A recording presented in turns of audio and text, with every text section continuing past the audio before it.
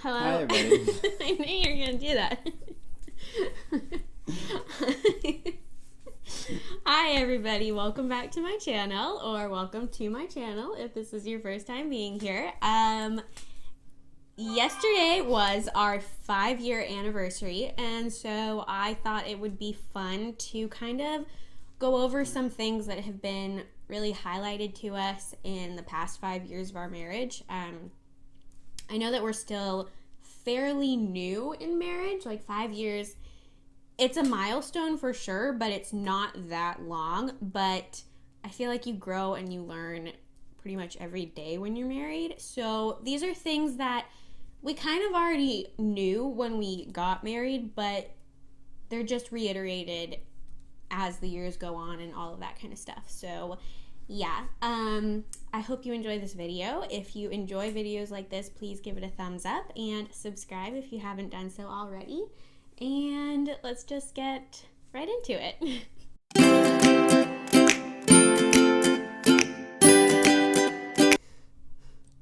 Okay. Sam, stop. You know, Stop being weird. occasionally I like looking at the camera. You're with, being weird. intense ass. Okay. So number one is don't assume things. And I feel like this is a fairly obvious thing. Just because somebody makes a certain face or says something, you shouldn't be assuming the worst about your partner or, assume their motives for something. It's something that I think both of us have done in our marriage, and it just kind of makes things complicated. And it makes you feel bad, and it makes the other person feel bad because that's not what they were intending to say or do or whatever it is. Right. Just because somebody says something, doesn't mean they don't. If somebody's taking a different approach, doesn't mean they don't care about your approach. Right. Or somebody's, you say something, somebody's walking away. Maybe they didn't hear you. Maybe they were in their own world and didn't realize that there was even a conversation being had, and 6 months later you're like, I can't believe you ignored that one time.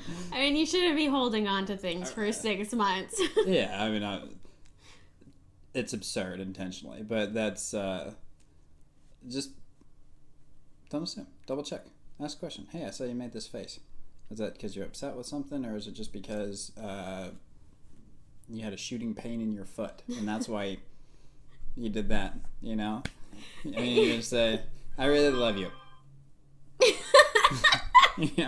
And, oh, she doesn't love me. Just double check, and I'm not wearing my rings. Yes, we're still married and we still love each other. We just It's not a sign. Don't assume things. We don't wear our rings in the house very often because I'm cooking all the time and cleaning, and he's doing stuff all the time, and the rings kind of get in the way. But I've been working out and my fingers are too muscular for the ring now. It's a real problem. Anyway, so the second thing that we have is love language, and ministering to your spouse through their love language takes a lot of effort. I know I think that this is something that is particular to, I guess I do it too, but I would say that you probably do it a little bit more than me. You will be doing things that make you feel really loved, assuming that it's going to make me feel just as loved because do you know what I'm saying? Yeah, I'm a universal love language recipient, right? You can show me love any way you choose. That's okay. I'm not a universal love language. No, he's not. I don't know if you want.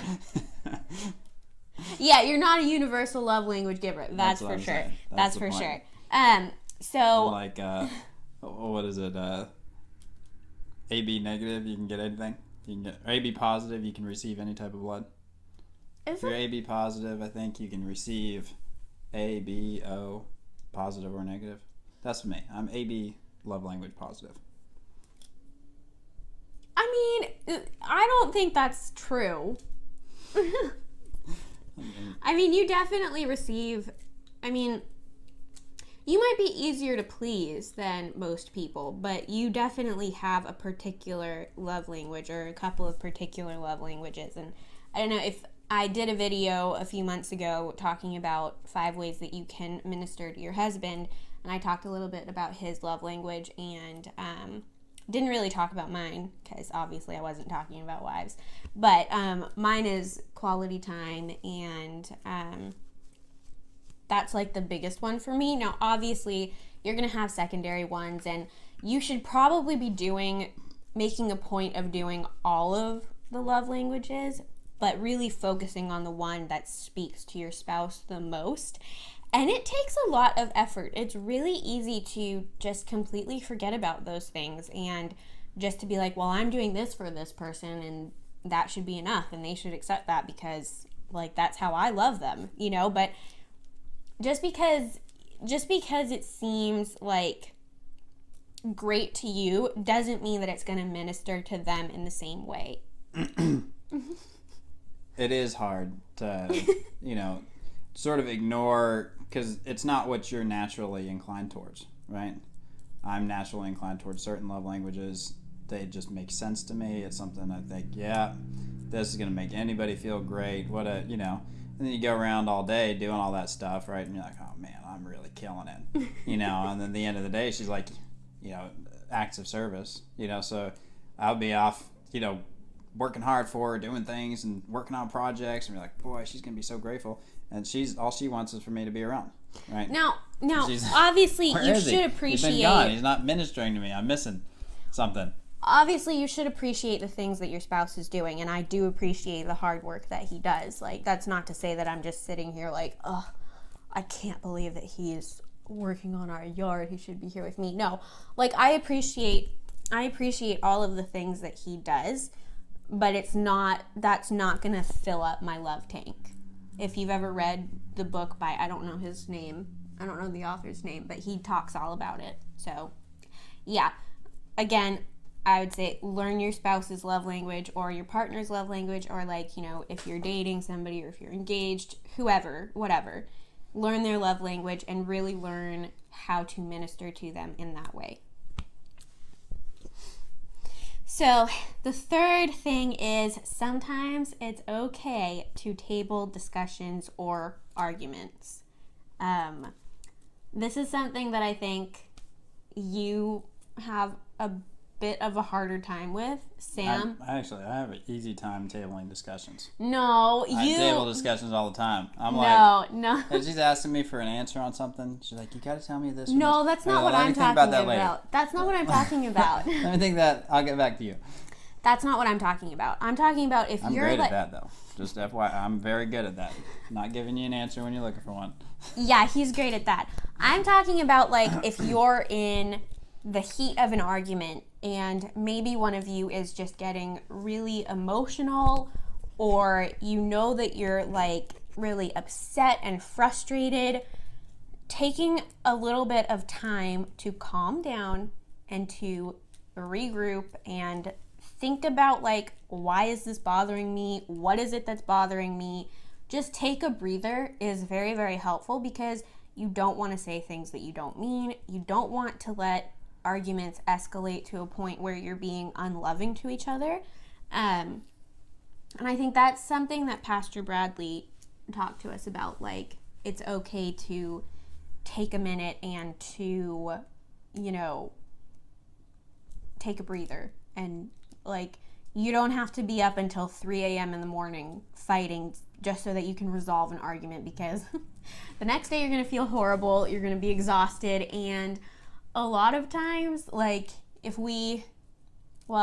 get over things a lot less quickly than he does. But it's not because I'm, upset with him still. It's just, it takes me some time to sort of process and move forward. But that doesn't mean that I'm mad at him. I think if you do decide to table a discussion, that you need to make sure that you guys are on the same, not the same page necessarily, because that's kind of the whole point. But you need to make sure that you recite or remind each other of the fundamentals. Hey, maybe we don't agree on this. Maybe there's this thing that's upsetting you. We're kind of on opposite sides of this. We're going to work through it. I just want you to know I love you. I'm here for you. I care about you.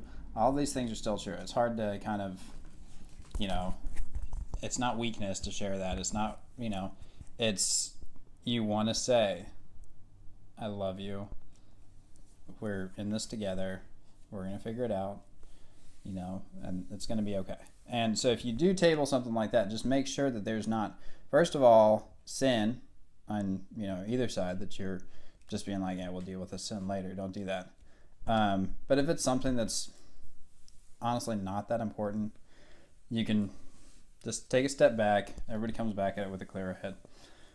And a lot of times, I feel like especially since having Roger, if I take some time, I get over it a lot more quickly than if we're just to keep sort of pressing forward and keeping on and getting deeper and deeper into it.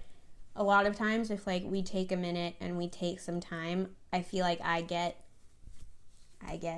over it a lot more quickly, personally. You go watch that How to Love Your Husband video on YouTube and come back and be like, oh my God. You should watch it. But do it for you to me. No. I just watched it and took notes and I was like, oh, well. You're ridiculous. Okay, the fourth thing that we have is disagreeing does not mean you don't understand something. I 100% agree. No.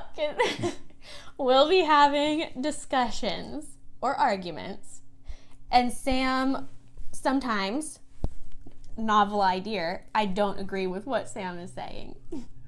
But that doesn't mean that I don't understand him, and I think that that's something that... It goes the other way, too.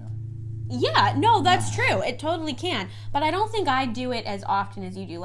I don't just keep on repeating a point because I don't think you understand. It's a different thing. So I'm like, I don't think she gets what I'm saying because this is so logical and it makes perfect sense. So I'll just explain it again and she'll grasp it this time. Her response is if I disagree, it's more of an emotional thing. He doesn't understand where I'm coming from. He doesn't understand me because he's disagreeing on this point. It's more of a, does he not understand the full situation? Does not understand why this is important to me because he disagrees about it. So it's sort of, I'm hitting her with if A, then B, then C, right? See how doesn't it make sense? Yeah, I'm a fairly intelligent person. I get it. For 30 minutes, That doesn't mean, just because something makes sense doesn't mean I have to agree with it or that that's the best way to do things. Maybe we should table this discussion. No. Do you know what I'm saying, though? No, I understand. Anyway, disagreeing doesn't mean that you don't understand what the other person is saying, and it doesn't mean that you have to keep on driving the point in. It just means you're having a difference in opinion, and maybe you don't agree with something, but it doesn't mean that, you can't come to a conclusion about it. It just means you're not agreeing about this one particular thing. If that makes any sense. Yep. And the fifth and final point that we have is to bring the focus always back to the foundation of what your relationship should be and is, and that is to trust in the Lord. And if your foundation is trusting in the Lord and understanding that He comes first in your life and that your relationship with Him comes above everything else and all of that kind of stuff, it really does make a huge difference in your relationship and in how things are. When I am, trusting in the Lord, when I am, reading my Bible, praying, and really focusing on those things, I am such a better wife, and I'm so much more motivated to love Him and to be sacrificial towards Him and towards Roger. And I think, obviously, I would say that you probably feel the same way. Yeah. And we haven't put these in order of importance. This is saving. No, obviously this is the most important this is foundational. Point. Trust in the Lord. Any difficulties that you have, There's no guarantee things are going to, this is not a prosperity gospel. There's no guarantee things are going to get better, but you lean on the Lord. Don't trust in your own understanding. And just be confident that all things work together for the good of those who love him. And that doesn't mean necessarily even in this life. But you just trust and obey. And I would just make one more point, I lean heavily on Sam because he is, the person that the Lord has put in my life to be an encouragement to me and encourage me towards him. So, I go through seasons of life where I am having a lot of anxiety, where I'm feeling down or where I'm feeling low and I'm just, worrying and all of that kind of stuff. And I lean heavily towards Sam to sort of help me because he is the person that the Lord has put in my life to encourage me towards those things. So I'm not saying you should utilize the relationship that the Lord has given you, and you should be, relying on the other person to make you a better person and to help you strengthen your walk with the Lord and all that kind of stuff. Am I making any sense? Yeah, that makes sense. Okay. and lean on each other's strengths, right? Right. And those strengths don't always work. So there's some things in that if you're feeling low, my tendency is not to feel low. I'm trying as far as emotionally. It's so annoying. And so I'm able to help, right, No, in that area. She's, she's feeling stressed or flustered, I can kind of be, but, and pull her up a little bit. But there's times that where because I'm not that emotional, it sort of doesn't work out so well because there's things that, that I'm a little blank or not uninterested, but sort of, I don't get into as much as she would like to. So it works both ways. You don't feel things as strongly as I feel. Right, them. and so I can tend to brush things off that are, very important to her, and so I have to be aware of that. So I can be a real help in some ways where because I do have that kind of natural. But I can tendency. also be a help to him in the other way. Right, and so to help me to kind of pull me to be a little more gentle, a little more understanding, where it's not sort of. My natural inclination is to be gentle and understanding. As much as that surprises Hannah to hear me say that. It doesn't. Spoiler alert. Anything else? No, it's been a good 5 years. It's really good. It's been a great 5 years, and I just... It sounds like we fight a lot. No, I would say, I would actually say we fight a lot less now than we did in the first couple of years of our marriage. We fight a lot less now. We go through periods where maybe we'll have an off week and we're just kind of maybe a little bit out of sync, maybe a little bit not really realizing what the other person needs, but it's not, we don't fight all the time. We really don't. The Lord has blessed us greatly. But also, the Lord has given us a drive to keep our marriage working and to, fight for our marriage every day because we don't just wake up every single day naturally in love with each other and so swoony over each other. We wake up and we commit to loving each other every single day. Cut it out. Stop it. We wake up and we choose each other every day, and that's sort of what marriage is. It's not always feeling butterflies, and it's not always feeling those romantic highs. Sometimes it's just waking up and being like, this is the person I choose. And I hope you enjoyed this video. I hope that it was helpful in some way. If you did, please give it a thumbs up and subscribe again if you enjoyed it, and I will see you in my next video.